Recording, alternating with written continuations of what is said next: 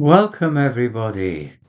It's so good to have the opportunity once again to share with you some spiritual reflections. It's been quite a while since I posted my last video because little did I know that the call of charity and family obligations would call me away from my hermitage where I live for over a month now.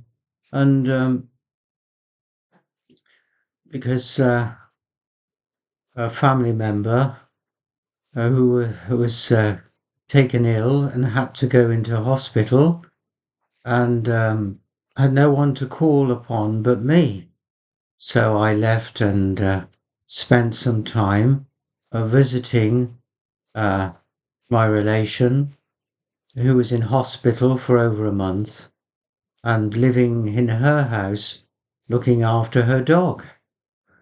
And it's given me time actually to reflect a little bit more about what it means for someone such as myself living a solitary life, how one can respond to the call and the needs of other people, but is at the same time seeking to be responsive to the call to live a more solitary life. Um, and what I've come to realize ever more is that though place where one lives is important, especially for a hermit, um, a home is where your roots are and where you um are able to maintain a daily rhythm. Sometimes one has to respond to things that come unexpectedly in a spirit of a self-abandonment and because the love that one has for the Lord in solitude and prayer is a love that is expressed in many different ways, and certainly spending time away from my hermitage has made me realize ever more profoundly that it is the hermitage within that matters. Um, to live this kind of life, if one is not, um, if to live this kind of life is a letting go and abandonment to seek only the will of God. And sometimes one's rule of life and one's daily rhythm is going to be interrupted in unexpected ways. But to remain uh, um, recollected and at peace within, even when the things come unexpectedly. The hermitage within. If one doesn't have peace within oneself, and to maintain even a modified rule of life outside the hermitage, one can never seek to really understand and appreciate that although one's place of living is of fundamental importance, sometimes God seeks to show you that it is what it was within or that matters.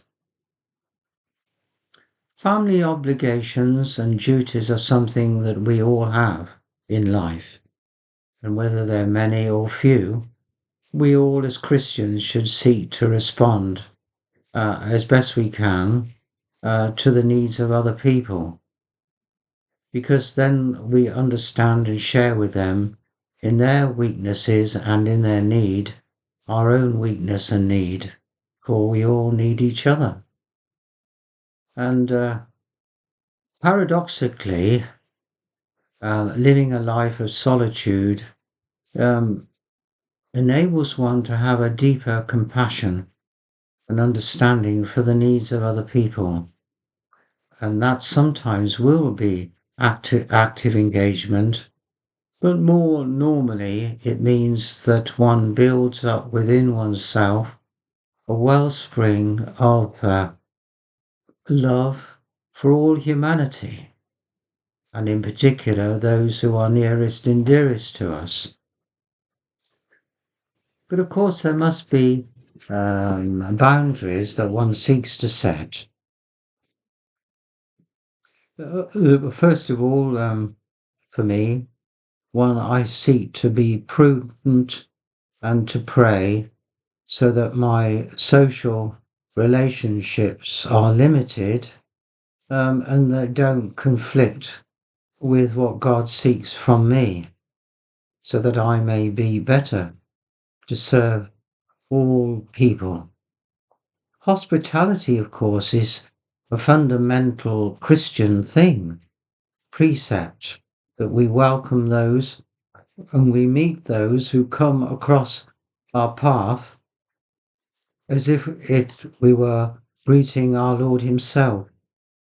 And the rule of St. Benedict says that all guests should be welcomed as Christ Himself. So visiting family or being in touch with those who have a particular need from time to time is as much part of my own vocation as the time I spend daily, normally in solitude.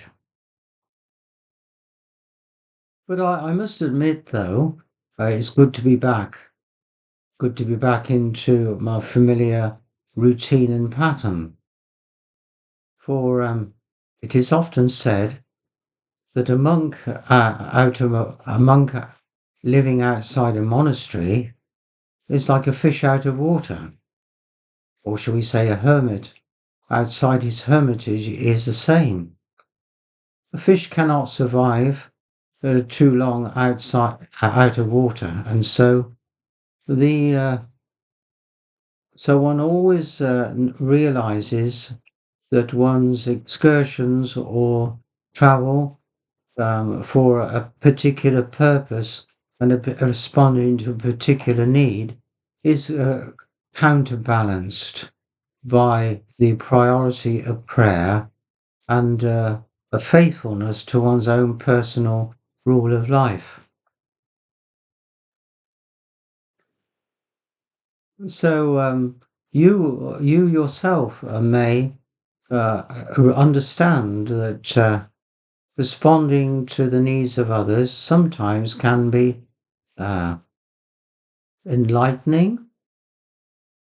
Certainly, I found that visiting my relation in hospital every day for nearly a month until they came out of hospital was an experience that taught me many things. How one can sit alongside and keep company with those who feel isolated and lonely, those who feel impatient because don't want to be in hospital but want to be back home. I'm sure nobody wants to be in hospital, and certainly no one wants to be ill, but it's an experience that I understood more clearly.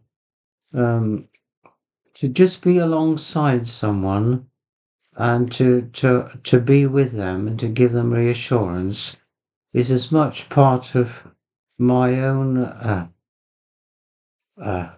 offering as being in private prayer alone.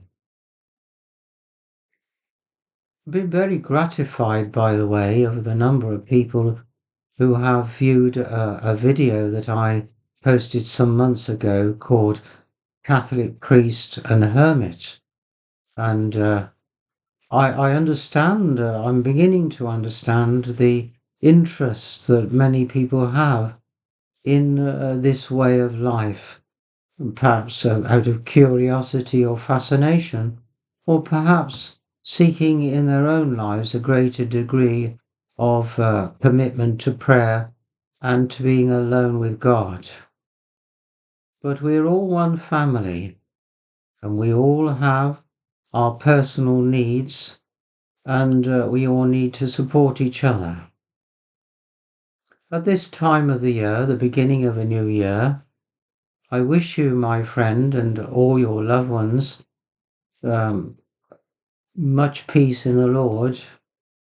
I hope that you are keep safe and well, and always are mindful of the needs of those who need help.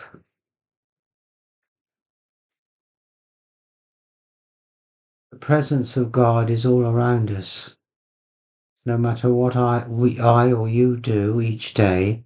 In fact, wherever we are, whether we're traveling, it is what is within, which we carry within us, wherever we are, that matters.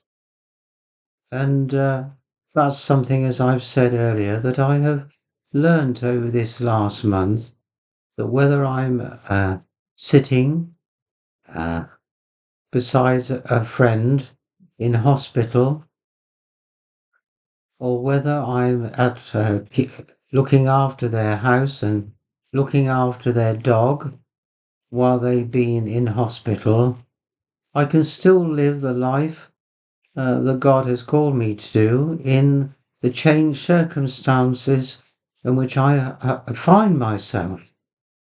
But to return to the still point is the thing that matters.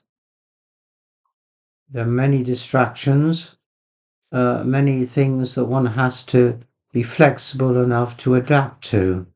But the important thing is that wherever we are, we carry within us that desire to love and serve God ever more and more.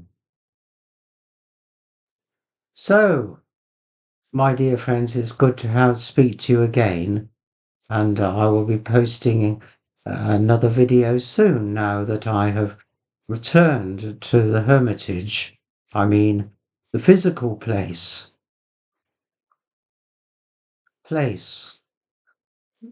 We all value the place where we live, the place we call home, because I suppose in a way it gives us that structure and that security outwardly anyway. And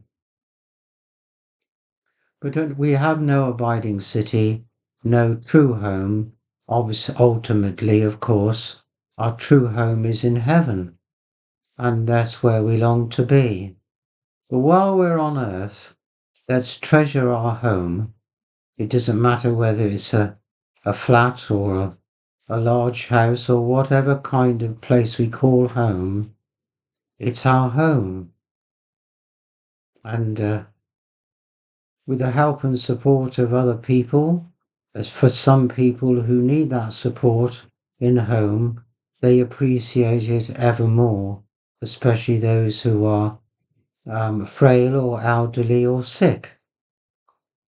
It's important that we understand the needs of other people and how we can help them, but also at the same time being true to ourselves before God.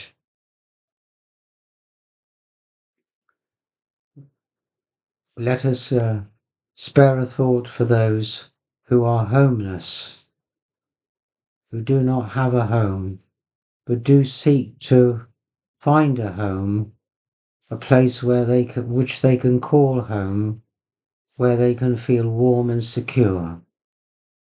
At this time when the wise men travelled, seeking the Christ child, and in danger from Herod, we appreciate that we're all on a journey, aren't we?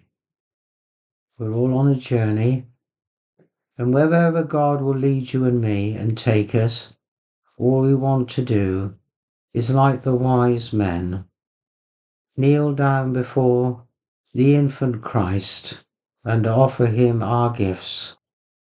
And what do we give?